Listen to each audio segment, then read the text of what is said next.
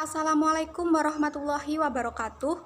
Saya Fani Nur Aini, NIM E 2019-1161 dari kelas Perbankan Syariah 4 akan menanggapi video dari Bapak Abdul Wadud Nafis mengenai konsep dasar ekonomi Islam.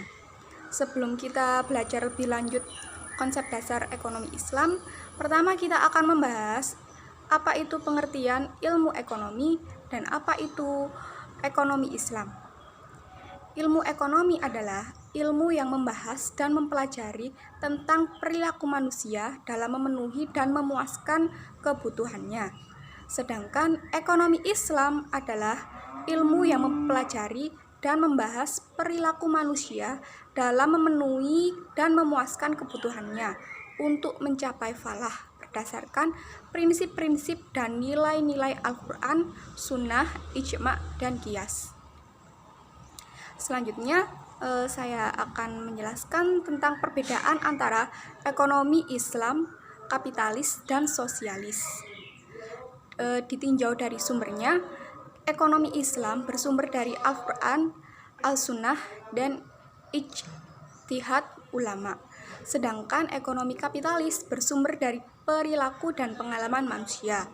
Ekonomi sosialis bersumber dari perilaku dan pengalaman manusia. Ditinjau dari segi komposisi, ekonomi Islam komposisinya dikontrol syariat Islam. Ekonomi kapitalis komposisi usaha bebas dan melahirkan monopoli. Sedangkan ekonomi sosialis tidak terjadi mekanisme pasar dan tidak ada persaingan. Selanjutnya, berdasarkan pengakuan kepemilikan ekonomi Islam, pengakuan kepemilikan individu dan umum secara nisbi. Sedangkan ekonomi kapitalis, pengakuan kepemilikan atau individu secara bebas. Nah, di dalam ekonomi sosialis tidak mengakui kepemilikan antar individu.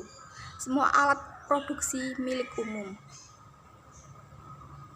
Nah, selanjutnya dari segi kesejahteraan ekonomi Islam bersifat jasmani, rohani, dan akal. Sedangkan dalam ekonomi kapitalis, kesejahteraan bersifat jasmani belaka. Dalam ekonomi sosialis, kesejahteraan juga bersifat jasmani belaka. Dalam ekonomi Islam, mekanisme pasar bekerja menurut maslahah, sedangkan dalam ekonomi kapitalis, mekanisme pasar dibiarkan berjalan sendiri. Dan di dalam ekonomi sosialis, perekonomian dijalankan lewat perencanaan pusat oleh pemerintah. Selanjutnya, saya akan menjelaskan tentang dasar-dasar ekonomi Islam. Di sini dasar-dasar ekonomi Islam yang pertama yaitu tauhid. Tauhid mengajarkan manusia agar melakukan perekonomian dengan baik. Seperti halnya sumber daya alam yang ada di alam semesta ini adalah milik Allah.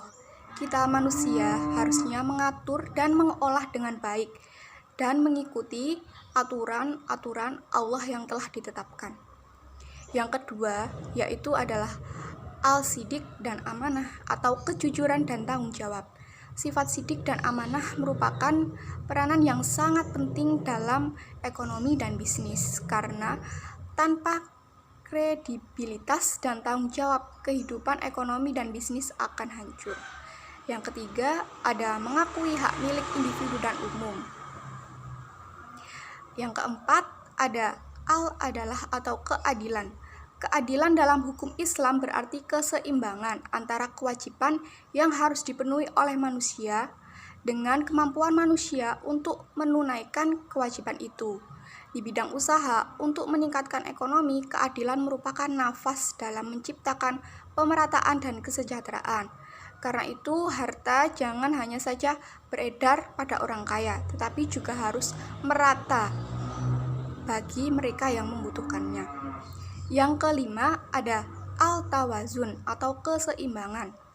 Konsep keseimbangan dalam ekonomi Islam adalah keniscayaan umat manusia mengingatkan ketersalingan atau mutualisme akan rasa tolong-menolong terutama yang terkait dengan kehidupan ekonomi, tetapi dengan syarat tidak boleh tolong-menolong dalam hal dosa dan pelanggaran.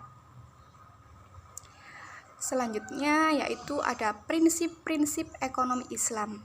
Prinsip ekonomi Islam itu ada 3, bisa disingkat bebas dari maghrib, yaitu maisir atau judi, goror atau ketidakpastian dalam transaksi, dan yang ketiga riba. Selanjutnya yaitu karakteristik ekonomi Islam. Ekonomi Islam terkait dengan akidah syariah dan akhlak.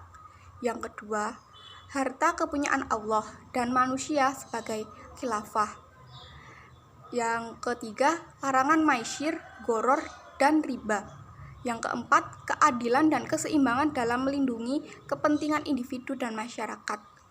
Dan yang kelima, keseimbangan antara kerohanian dan kebendaan.